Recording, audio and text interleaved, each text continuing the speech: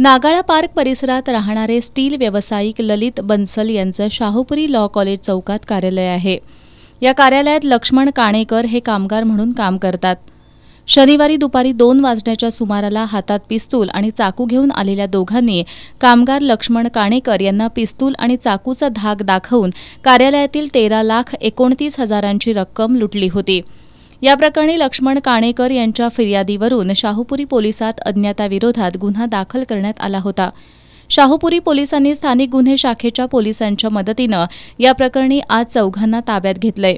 बाळकृष्ण उर्फ बाळू श्रीकांत जाधव, अमरजित अशोक लाड, आशिष निळकंठ कागले आणि अभिषेक विजय कागले अशी त्या चौघांची नावं आहेत। पोलिसांनी त्यांच्याकडून लुटलेल्या रकमेपैकी 11,35,000ची रोकड, गुन्ह्यात वापरलेली एक मोपेड, एक बोलेरो पिकअप, पिस्तूल, चाकू, 3 मोबाईल संच असा 32,31,000 रुपयांचा मुद्देमाल जप्त केलाय। ही कारवाई शाहूपुरी पोलीस ठाण्याचे पोलीस निरीक्षक अजय सिनकर यांच्या मार्गदर्शनाखाली स्थानिक गुन्हे शाखेच्या मदतीनं शाहूपुरी गुन्हे शोध पथकानं केली आहे।